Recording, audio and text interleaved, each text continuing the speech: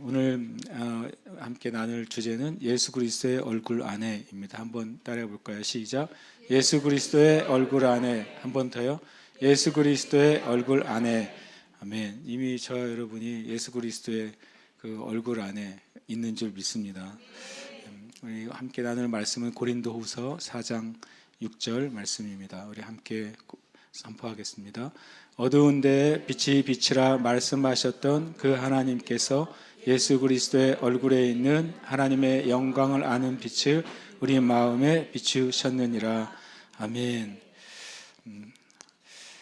오늘 말씀은 예수 그리스도의 얼굴 안에 하나님의 영광을 아는 빛이 있고 그 빛이 우리에게 비춰지는 것, 그것이 마치 하나님이 세상을 창조하실 때 빛이 있으라 말씀하실 때 이 어두운 가운데 흑암이 깊음 위에 있는 이 세상 가운데 하나님의 빛이 임한 것과 같은 일이라고 말씀하십니다. 저는 부흥은 어떤 면에서는 빛이 비춰지는 것이라고 깨닫습니다. 왜 부흥이 필요하냐면 어둠이 있기 때문에 그렇습니다. 왜 빛이 필요합니까? 어둠 가운데 수많은 사람들이 있기 때문에 그렇습니다. 지난 9월 10일 이제 인터넷에 있는 많은 같은 기사가 여러 이제 인터넷상에 있었습니다. 혹시 보셨을 수도 있고 보지 못하셨을 수도 있는데 그것을 읽다가 참 이 땅에 정말 어둠이 많이 있고 그것이 그냥 일상이 되어 있구나라는 사실을 다시 한번 깨닫습니다. 핀란드의 사선 의원 중에 이름이 안나 콘툴라라는 의원이 있습니다. 핀란드는 어떻게 보면 이제 복지국가 중에 하나잖아요. 세상에서 제일 잘 사는 나라 중에 하나이죠. 핀란드는요. 48세의 이제 여성입니다. 그분이 자서전을 썼어요. 사선 의원이 자서전을 썼는데 자신은 16세 때부터 성매매를 했다라고 써서 큰 이제 논란이 되고 있습니다. 그런데 이렇게 썼습니다. 그 자서전에 그 당시 생활비를 마련하는데 꽤 합리적인 선택이었다라고 기록했습니다. 2년간 성매매를 했고 성매매 중 만난 남자와 결혼을 합니다. 그리고 결혼한 남자와 2년 후에 다시 이혼을 하고 다시 성매매를 시작합니다. 그러다가 이제 공부를 해서 성노동 산업을 주제로 사회학 박사학위를 받습니다. 그리고 핀란드의 진보 정당인 좌파 동맹이라는 정당의 정계에 입문하고 그래서 사선 의원으로 지금까지 의정 활동을 해왔습니다. 이게 그냥 일반적인 거예요. 현재 핀란드는 18세부터 성매매가 가능한 국가입니다. 남성도 여성도 둘 다 성매매가 가능합니다. 그게 일반적입니다. 현재 대한민국의 정부가 추진하는 국정과제가 123가지입니다. 숫자를 맞췄어요.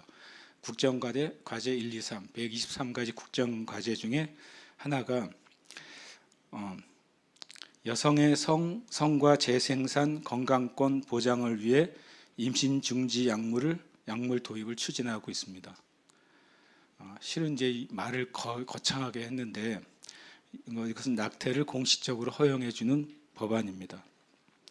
이것은 저는 그거를 낙태라고 말하고 싶지 않고 태아 사례를 공식적으로 허용해주는 법인 것입니다. 올해 9월 2일 며칠 전이죠. 국회에서 간담회가 하나 있었는데 간담회 사진이 공식적으로 나왔으니까 제가 그걸 인용하려고 합니다.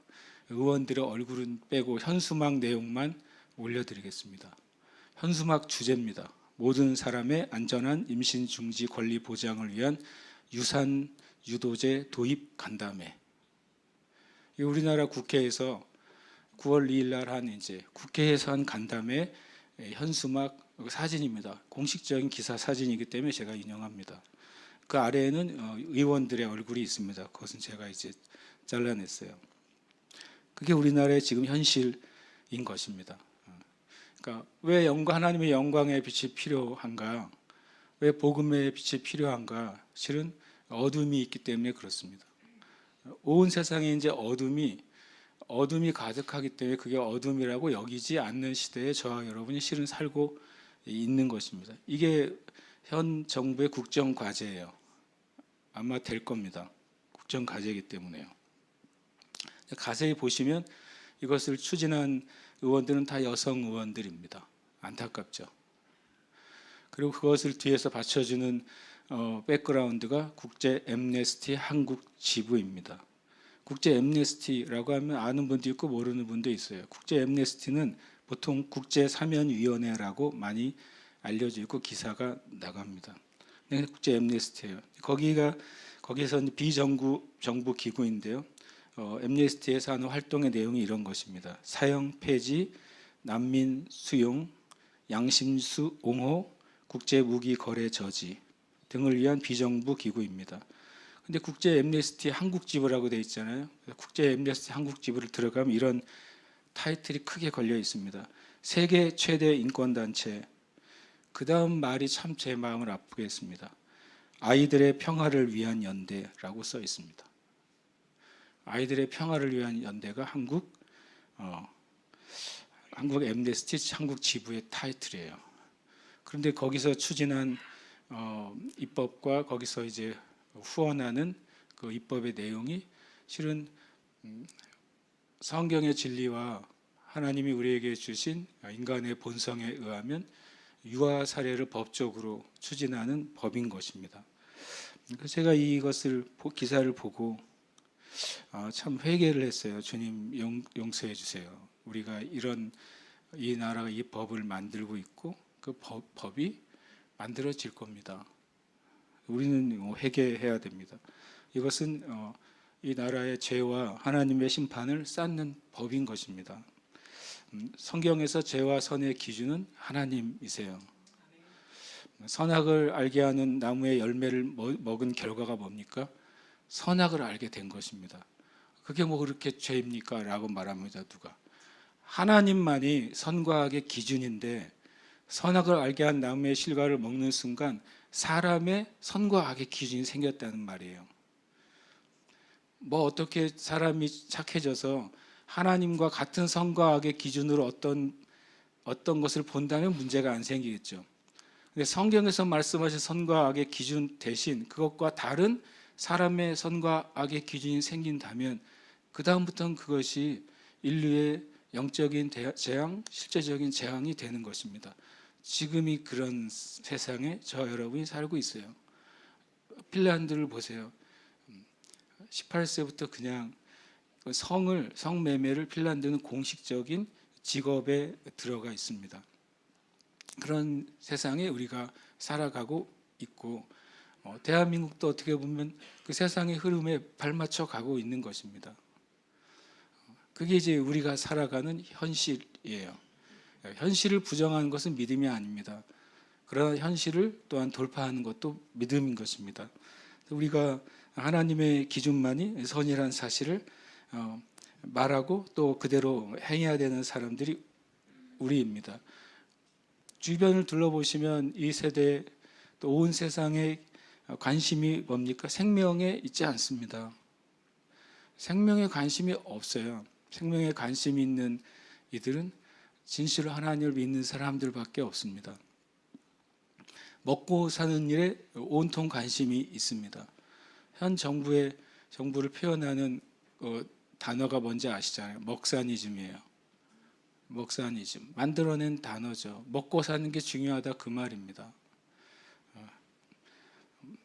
요즘 최고로 많이 유튜브를 뭔가를 보려고 그러면 계속 뜨는 광고가 있어요. 뭐예요? 살 빼는 약 광고예요. 예전에는 열심히 운동해서 살 빼자고 그랬어요. 그나마 건전하죠. 지금은 어떻게 합니까? 옛날 그 다음에는 수술했잖아요. 위도 자르고 몸에 있는 지방도 제거하고 수술해서 뺐어요. 그 다음에 어떻게 했습니까? 이제 약물이 있었잖아요. 주사를 해가지고 살을 뺐어요. 이제 약물도 필요 없다 그래요. 그냥 알약 하나씩 먹으면 살 빠진다고 말합니다. 그러니까 온통 세상이 생명에 대해서 관심이 없다. 온통 세상이 먹고 사는 일에 몰두해 있다. 개인도 정부도 그리스도인들도 똑같아요. 그런데 우리 가운데 우리가 살고 있는 겁니다. 영혼에게 관심이 없어요. 생명에 관심이 없습니다. 그러면 이 세대를 살리는 것, 뭐 좁혀서 대한민국을 살리는 것이 사회주의도 아닙니다. 자유주의도 아니고 페미니즘도 아니고 미국 우선주의 마가가 대한민국 살리는 것도 아닙니다. 조선업을 통해서 대한민국의 경제를 일으키겠다는 마스가도 대한민국 살리는 길이 아니에요. 민주주의도 대한민국 살리는 길이 아니에요. 대한민국 살리는 길은 복음주의밖에 없어요. 하나님 안에서 진짜 사람의 본성을 회복하는 것 밖에는 이 세대가 진짜 살아가는 길이, 살아나는 길이 없는 겁니다. 그런데 그것이 안 통한 세대에 우리가 살고 있어요. 그 내용은 아주 진부한 내용이 되어 버린 세대에 살고 있습니다.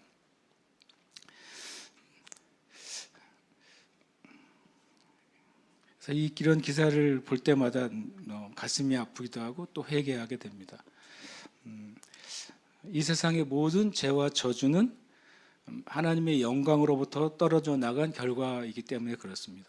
로마서 3장 23절은 모든 사람이 죄를 범하였음에 하나님의 영광에 이르지 못하더니, 이 로마서 3장 23절은 죄의 결과가 하나님의 영광에 이르지 못하는 분리라고 말씀하고 있는 것입니다.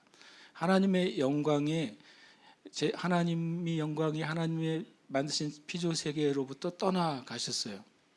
그러니까 하나님의 영광이 없는 상태가 지금 우리가 살아가는 삶의 상태인 것입니다. 하나님의 영광이 없는 상태는 죄를 짓지만 그것을 죄로 인식하지 못하는 상태인 것입니다. 하나님의 영광이 없는 상태는 빛이 비쳐도 빛을 인식하지 못하는 상태인 것입니다. 이 영광이 회복되기 전에는 인간에게 진정한 행복이나 인류에게 진정한 가치는 실은 없는 것입니다.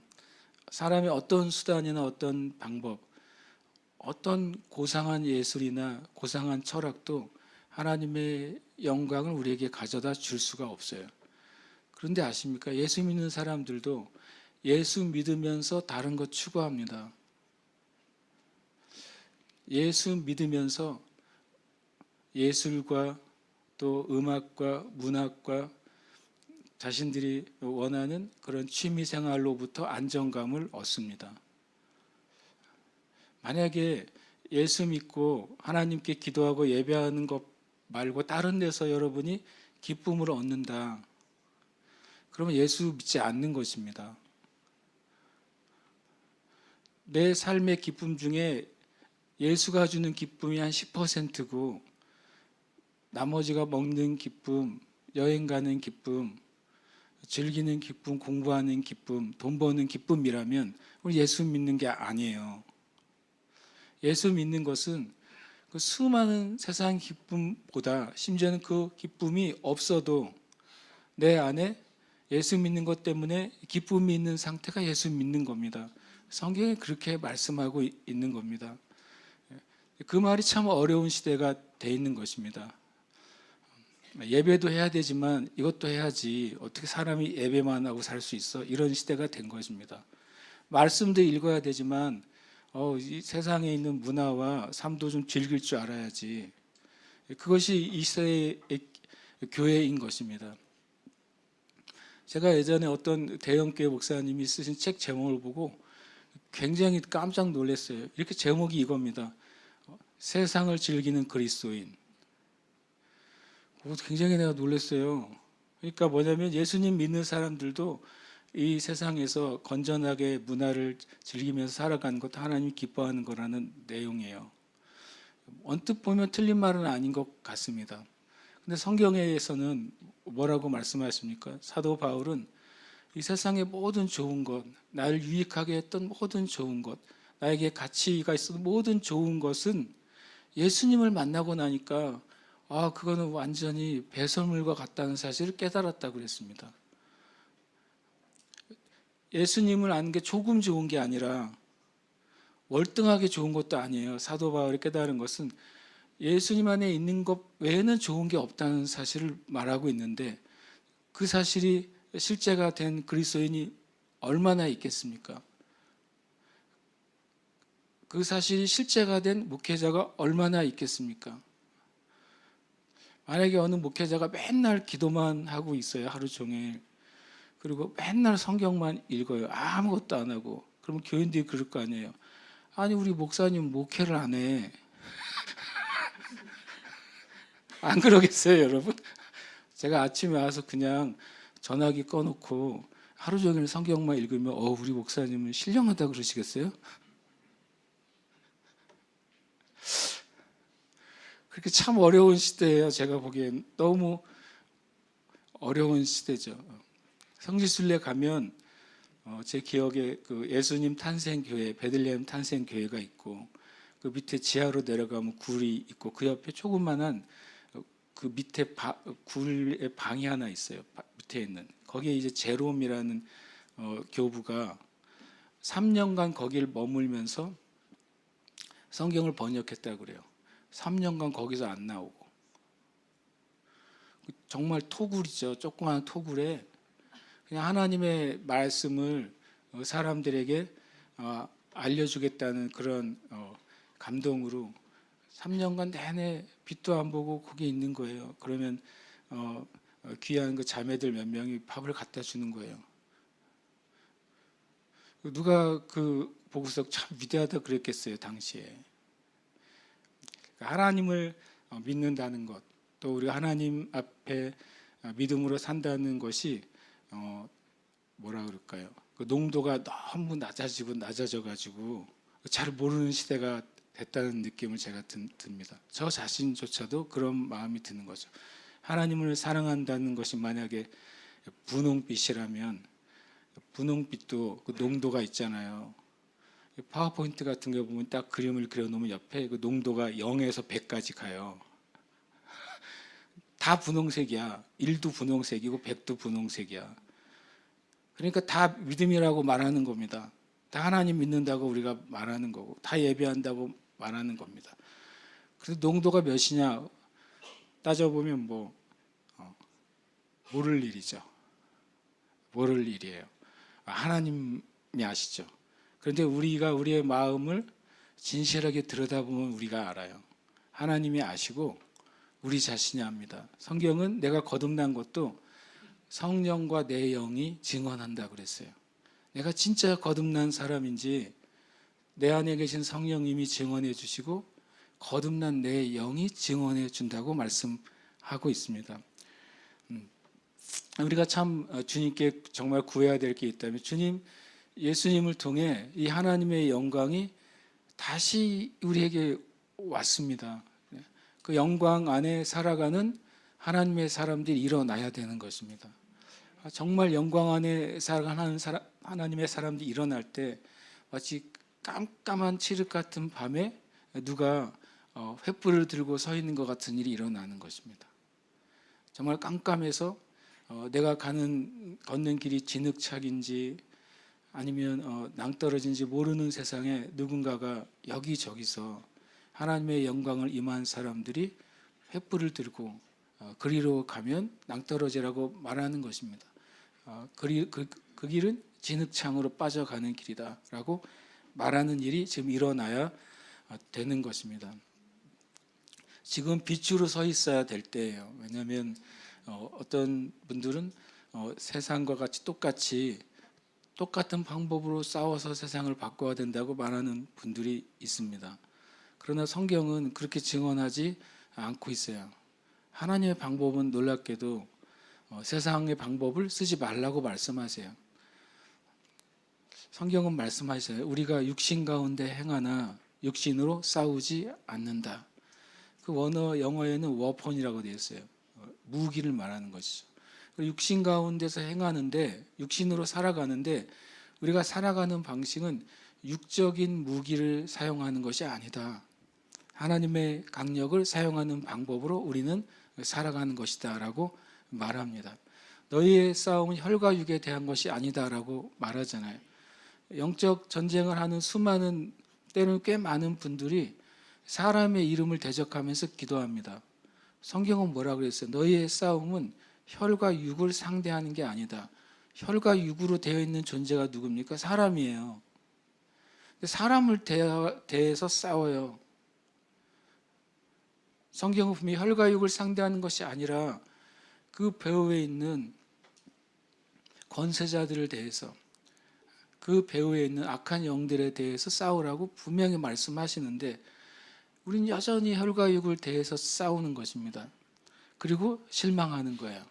그리고 가끔은 이겼다고 환호하는 것입니다. 그때마다 마귀는 뒤에서 조용히 웃을 겁니다.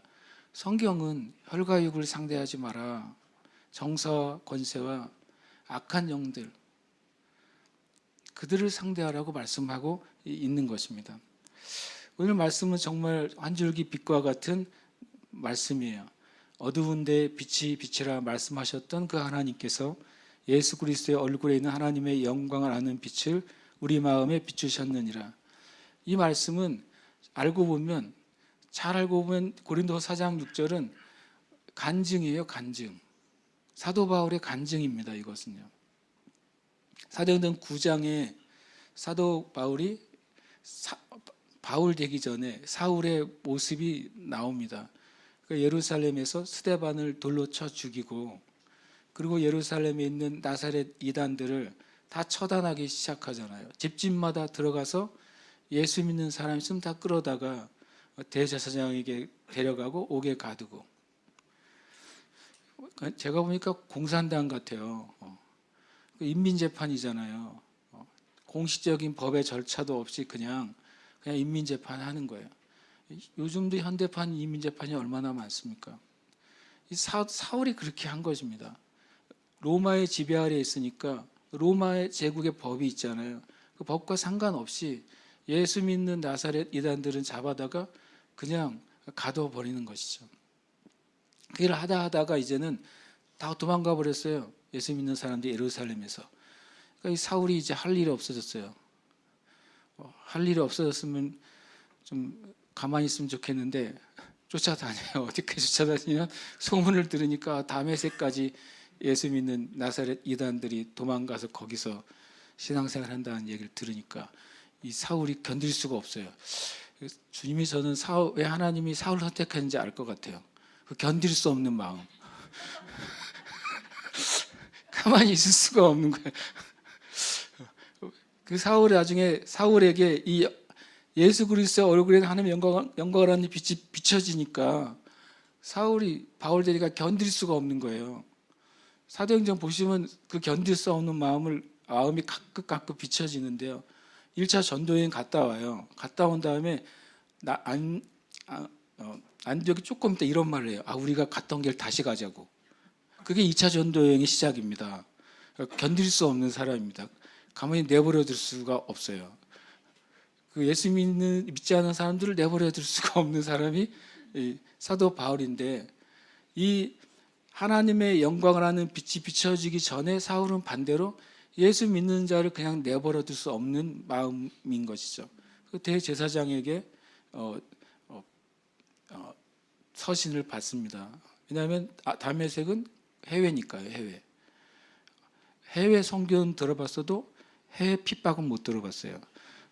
해외로 핍박을 하러 가는 사람이 사울이잖아요. 해외까지 가서 이제 예수 믿는 사람 잡으러 간 사람이 사울이란 말이에요. 다메섹은 지금 보면 시리아잖아요. 이스라엘 밖의 영역이에요. 다메섹까지 가는 겁니다. 수백 킬로를. 말을 타고서 예수 믿는 사람 잡을 생각만 하면 희망과 소망이 솟아나오니까 힘들고 어려운 그 핍박의 길이어도 예수 믿는 사람을 잡을 생각하면 그 고난을 이기는 마음으로 가니까. 사울이 그런 사람이란 말이에요. 그래서 다메섹에 들어가는 입구에서 이 빛을 만나잖아요. 이것은 간증입니다. 이것은 신학이 아니라 간증이에요. 사도 바울의 간증. 어두운 데에 빛이라 말씀하셨던 그 하나님, 창세기 1장 3절에서 어둠이 흑암이 깊음 위에 있는 그 상태, 창세기 2장의 상태에 하나님이 빛이 있으라 말씀하실 때 그때 온 세상에 빛이 임했잖아요. 그 하나님께서 예수 그리스도의 얼굴에 있는 하나님의 영광을 아는 빛을 실은 사도 바울의 마음에 먼저 비추신 것입니다. 그 빛이 얼마나 강렬했는지 사도 바울의 그 육신의 눈까지도 멀게 만들었어요. 그리고 마음에 있는 깊은 곳에 있는 양심을 그 빛이 찔러 버린 것입니다. 그리고 주님이 말씀하셨습니다. 사울아, 사울아, 네가 어찌하여 나를 핍박하느냐. 사울의 입장에서 보면 정말 세상이 뒤집어지는 순간입니다. 자기는 죽었다고 생각했던 나사렛 이단이 예수의 이름으로 자기에게 말을 걸어왔으니까요. 놀라운 일이잖아요. 이것은 저는 4장 6절은 야, 이게 진짜 사도 바울의 간증이구나 그렇게 생각하고 내 묵상을 하게 됐어요. 첫 번째 창조할 때 주님 하신 빛은 바로 온 우주가 창조됐습니다. 그래서 재창조를 위한 하나님의 빛은 죽은 영혼들을 살려내신 것입니다. 인간이 거듭나는 것은 그 사람의 영혼 안에 예수 그리스도를 통해서 하나님을 알게 되는 일인 것입니다. 누가 거듭난 사람이냐? 예수님을 믿음으로 하나님이 나를 창조하신 분이라는 사실을 알게 된 사람이 거듭난 사람이에요. 누가 거듭난 사람이냐? 예수 그리스도를 믿고 나니까 내 삶의 주인이 하나님이시라는 사실을 알게 된 사람이 거듭난 사람입니다. 그리고 그 하나님께서 예수님을 통해 나에게 죄사함과 구원과 영생을 주셨기 때문에 내가 내 삶의 기준을 완전히 바꿔서 예수님의 기준으로 살아가기로 결정하는 것이 거듭남인 것입니다. 운동은 조금씩 몸이 좋아지는 거잖아요. 치료도 약을 먹으면 그 약의 효과가 조금씩 나타나는 것이잖아요. 그런데 이 빛은 그렇지 않습니다. 예수님의 보혈의 은혜는 단번에 나타나는 것입니다. 사람은 단번에 구원받습니다. 사람은 단번에 거듭나는 것입니다. 명확한 증거로 우리의 심령의 변화가 일어나는 것입니다. 이것이 우리에게 일어난 일이고 사도 바울이 경험한 일이에요. 자신이 그날 눈이 멀었어요. 그리고 3일 동안 먹지도 마시지도 않고 있었어요. 사울의 심령이 어땠겠습니까? 자기가 그동안 살아왔던 일이 다 가짜였다는 사실을 깨달은 것입니다. 자기가 알고 있던 지식이 다 가짜였다는 사실을 깨달은 것입니다. 그 충격이 너무 컸습니다. 3일 밤낮을 먹지도 마시지도 못하고 자기가 그동안 믿어왔던 그 하나님께 기도하는 것입니다. 자기가 만약에 한 일이 하나님을 대적하는 일이었다는 사실을 깨닫는 순간 그는 그의 신앙이 다시 제로부터 시작해야 되는 거예요. 그 하나님께서 그 3일간 그 사울에게 계시를 주셨다고 성경은 말하잖아요. 그 해야 될 일이 무엇인지 주님께서 말씀하셨고 그가 복음을 위해 받아야 될 고난이 무엇인지 보여주셨고 그리고 그가 어떻게 눈이 뜨게 될지를 또한 보여주셨고 그대로 아나니아가 사울의 눈을 열어준 것입니다. 예수님의 이름이 이 사울 한 사람의 인생을 완전히 바꿨고 바뀌어진 한 사람이 초대교회의 역사를 완전히 바꿔버렸어요. 하나님은 지금도 한 영혼을 구원하실 때 어떤 기대를 가지실까요? 그것은 사도 바울의 간증이라고 그랬잖아요. 사도 바울의 간증 그러니까 엄청 대단한 간증이잖아요. 성경 신약에서 가장 위대한 사람 중에 한 명의 간증이잖아요. 근데 똑같은 일이 저 여러분에게 일어난 것입니다. 세상을 창조할 때 빛을 비추신 하나님이 똑같이 사도 바울의 심령에 빛을 비추셨고 세상을 창조하신 하나님의 말씀이 똑같이 저 여러분에게 복음으로 들려졌을 때 내가 예수님을 믿고 그리고 하나님을 나의 창조주와 주인으로 받아들이게 되는 것입니다. 이건 참 놀라운 말씀이죠. 저 여러분이 오늘 이후로 이 말씀을 마음에 품으시길 축복합니다. 내 안에는 우리는 이렇게 고백해야 돼요. 내 안에는 세상을 창조하신 그분의 말씀이 있는 것입니다. 내 안에는 온 우주를 창조하신 그 능력의 말씀이 내 안에 임해 있는 것입니다. 그 말씀이 예수 그리스도의 복음이란 말씀으로 우리에게 임해 있는 것입니다. 예수님의 복음을 우리가 고백하고 묵상하고 따라갈 때 그 복음 안에서 하나님의 영광이 우리 안에 거하게 된다고 말씀하시는 것입니다. 여러분, 이 말씀은 굉장한 말씀이에요. 뒤에 말씀에 보면 영광을 아는 빛이 비춰진 그 영혼을 질그릇이라고 표현합니다. 그리고 그 질그릇에 하나님의 능력이 담긴다고 표현하고 있습니다. 그래서 이 말씀은 엄청 강력한 말씀이 됩니다. 정말 저와 여러분이 이 말씀을 내 안에 나에게는 세상을 창조하신 하나님의 말씀의 빛이 있지, 내 안에는 하나님의 영광이 있지, 내 안에는 이 영광을 아는 빛, 이 안다고 하는 표현이 지식이라는 표현입니다. 하나님의 영광의 지식의 빛이 있다는 것입니다. 내가 하나님의 말씀이 놀라운 영광의 지식의 말씀인데 그 말씀을 내 영에 두면 그것은 뭐가 된다고 그랬습니까? 하나님의 지혜와 계시가 되는 것입니다. 그래서 내 삶 가운데 내 삶의 어두움을 비춰주는 빛이 되는 것입니다. 이 말씀 전에 3절에 보면 마귀가 무슨 일을 했다고 그랬습니까? 사람 안에 사람의 눈을 가렸다, 혼미하게 했다고 표현합니다. 혼미하게 했다는 것이 영어 표현이 베일을 쳤다고 돼 있어요.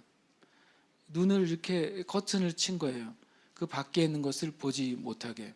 그리고 그 결과로 사람들을 눈멀게 했다고 되어 있습니다. 그러나 말씀이 임할 때 그 처진 베일이 사울의 눈에서 비늘이 벗겨지듯이 벗겨지게 될 것입니다. 그래서 우리는 누구를 만나든지 또 우리 자신에게라도 계속해서 복음의 진리를 말해야 됩니다. 복음의 진리는 성경 전체가 복음의 진리예요.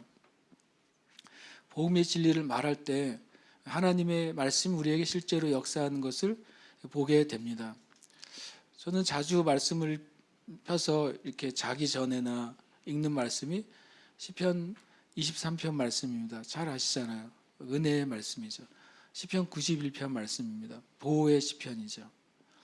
그 말씀을 읽습니다.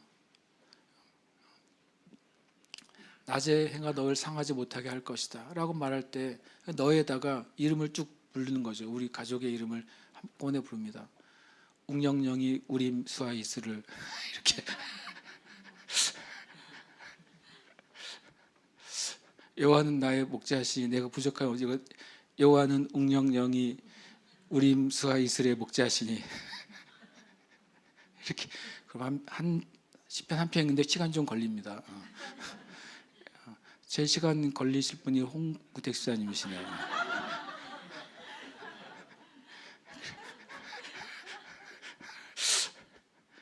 이름을 넣어서 이제 성경을 읽습니다. 여러분, 우리가 복음의 진리를 말하고 고백해야 됩니다. 고백은 되게 낮은 것이 아닙니다. 고백은 강력한 것입니다. 고백은 말씀이잖아요. 하나님의 말씀은 세상을 창조한 능력이 있어요. 하나님의 말씀은 치유하는 능력이 있어요.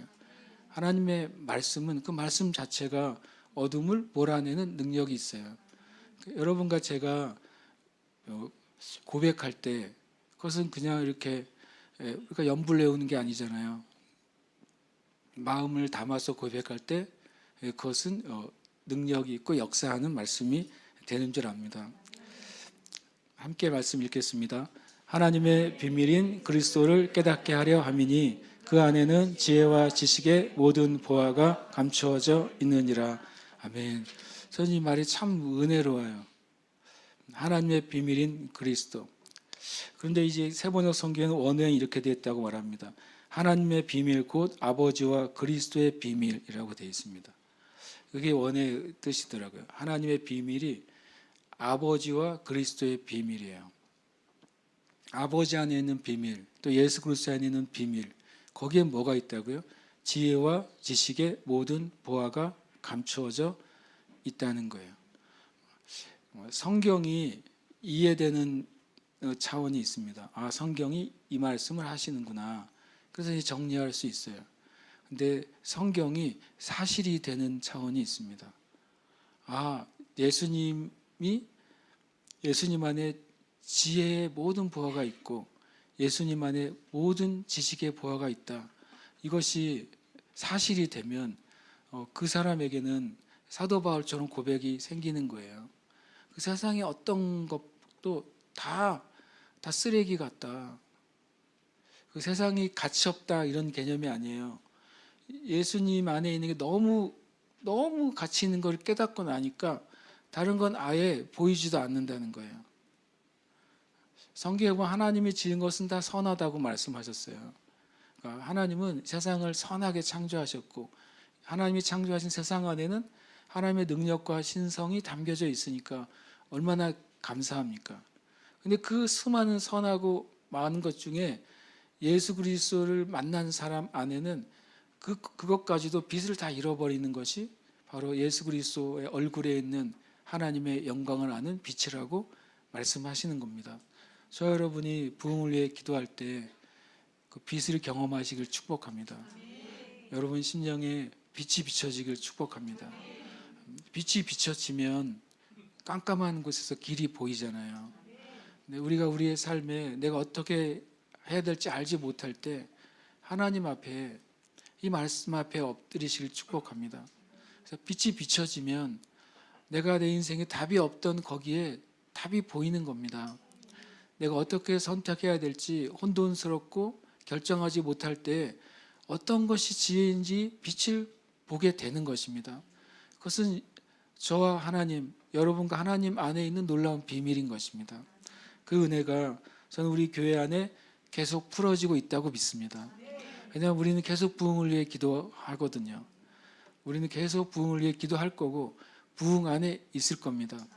우리가 생각할 때 여러분과 제가 그 부흥을 위해서 기도했던 그 부흥이 일어났구나 라고 하고 느끼게 됐을 때도 우리는 부흥을 위해 기도할 겁니다.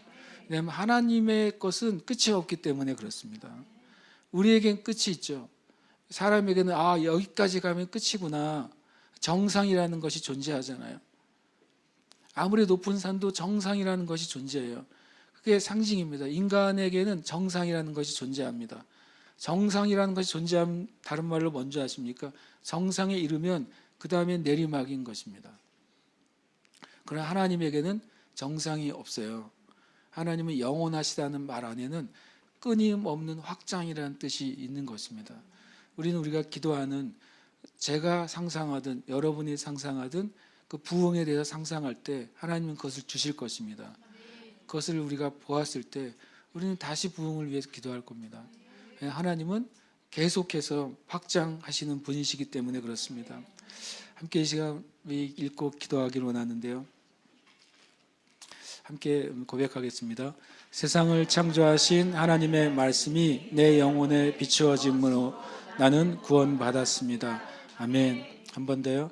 세상을 창조하신 하나님의 말씀이 내 영혼에 비추어짐으로 나는 구원받았습니다. 아멘. 고백합니다.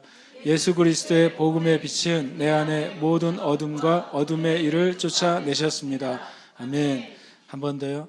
예수 그리스도의 복음의 빛은 내 안에 모든 어둠과 어둠의 일을 쫓아내셨습니다.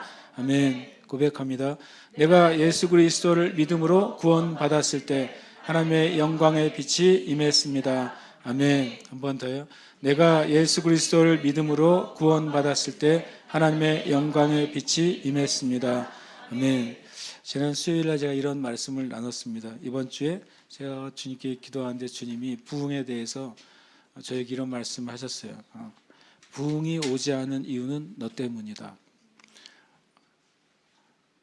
새 예루살렘 교회 부흥이 오지 않은 이유는 너 때문이다 그러셨어요. 그래서 제가 회개하라는 말인가요? 라고 주님께 물었을 때 그게 무슨 뜻인지 제가 알게 됐습니다. 목사는 그 교회 부흥이 오지 않은 이유는 자기 때문이라고 얘기해야 됩니다. 근데 여러분도 똑같습니다. 우리 교회 부흥이 오지 않은 이유는 여러분 때문입니다. 그것은 죄를 말하는 게 아니에요. 네가 잘못했기 때문에 너 때문에 부흥이 안 온다 그런 식의 죄의 말이 아니라 주님 말씀하신 것은 뭐였냐면 너희 교회에 부흥이 오지 않는 것도 너 때문이지만 너희 교회에 부흥이 오는 것도 너 때문이다라고 말씀하신 것입니다. 왜냐하면 부흥은 우리 자신의 심령의 부흥이 없이는 그 가정의 부흥도 없는 것입니다. 우리 자신의 심령의 부흥이 없이는 그 교회의 부흥도 없는 것입니다. 광화문 내거리에 수백만 명이 모여도 그 한 사람의 심령에 영적 부흥이 없으면 부흥은 없는 것입니다. 사람의 숫자가 부흥이 아니에요. 사람의 세력도 부흥이 아니에요. 하나님은 온 세상의 우상을 없는 것처럼 여기신다고 그랬어요. 하나님께는 진짜 하나님의 영인 성령이 거한 교회만 있는 것입니다. 하나님께는 정말 거듭나고 성령 안에 있는 그리스도인들만 있는 것입니다. 예레미야에게 뭐라고 말씀하셨습니까? 너는 예루살렘 걸리면 빨리 달리면서 봐라. 하나님을 진짜 경외하는 사람 한 명이라도 찾아봐라 그랬어요. 그 한 명을 찾으면 내가 예루살렘을 멸망시키지 않으리라 그러셨어요. 한 명 때문에 멸망당한 거잖아요. 소돔과 고모라가 10명 때문에 멸망당했잖아요. 얼마나 죄인이 많은가 하나님이 그걸 카운트하신 게 아니라 누가 참으로 경건한 자인가 그거를 주님이 세신 거잖아요. 그러니까 그 말씀이 정말 맞은 거예요. 너희 교회 부흥이 오는 건 너 때문이다. 너의 교회 부흥이 오는 것도 너 때문이다. 그러면 이 대한민국에 부흥이 안 오는 건 나 때문인 것이죠. 주님이 우리를 지적하고 그리고 주님이 우리를 정죄하시는 게 아닙니다. 믿는 자에게 결코 정죄함이 없습니다. 주님이 뭔가 말씀하실 때 진리 안에서 비추지 않으면 주님의 말씀이 정죄처럼 들릴 때가 있어요. 그러나 성경은 선포하셨잖아요. 예수 그리스도 아닌 사람은 결코 정죄함이 없다고 말했기 때문에 여러분이 기도할 때 어떤 메시지를 들으면 죄에 대한 메시지를 듣고 나면 그것은 주님이 정죄하시기 위한 게 아니라는 사실을 알아야 돼요. 무엇인가 말씀하시기 위한 것입니다.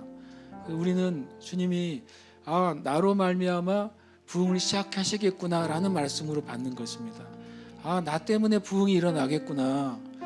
나 때문에 하나님의 일이 시작되겠구나 라고 우리는 받는 것입니다. 그래서 우리 이 시간 기도할 때 이 말씀대로 주님, 수많은 사람들이 구원받지 못하는 이유는 그들의 눈이 가려졌기 때문이라고 말씀하십니다. 그러나 하나님은 복음이 전해질 때 그 가려진 그 베일이 벗겨지고 하나님의 영광의 빛이 임할 것이라고 말씀하십니다. 우리가 이 시간 이 고백을 고백하면서 우리 자신을 위해서 주님, 제가 영광 안에 사는 자가 되겠습니다. 하나님의 놀라운 부흥 안에서 걷는 사람이 되겠습니다. 그뿐만 아니라 주님, 내가 아는 사랑하는 그들도 주님 그 영혼의 빛을 비추시옵소서. 그 안에는 모든 어둠과 어둠의 일을 쫓아내시옵소서. 하나님의 영광으로 가득하게 하여 주시옵소서. 모든 어둠의 일은 우리 육신의 질병도 어둠의 일인 것입니다. 우리의 삶에 반복되는 실패도 어둠의 일인 것입니다. 내 마음에 지워지지 않는 두려움이나 걱정이나 염려나 슬픔도 어둠의 일인 것입니다. 그러나 주님에게 집중하시길 축복합니다. 어둠이나 질병이나 문제나 두려움에 집중하지 말고 예수님께 집중하시길 축복합니다. 거기서 빛이 비춰지는 것이고 거기서 영광이 임하는 것이고 거기서 자유가 역사하는 것입니다. 함께 이 시간에 우리 힘을 넣어서 고백하고 기도하겠습니다. 세상을 창조하신 하나님의 말씀이 공령의 영혼에 비추어짐으로 나는 구원받았습니다. 예수 그리스도의 복음의 빛은 공령 안에 모든 어둠과 어둠의 일을 쫓아내셨습니다. 공령이 예수 그리스도를 믿음으로 구원받았을 때 하나님의 영광의 빛이 임했습니다. 아멘. 할렐루야.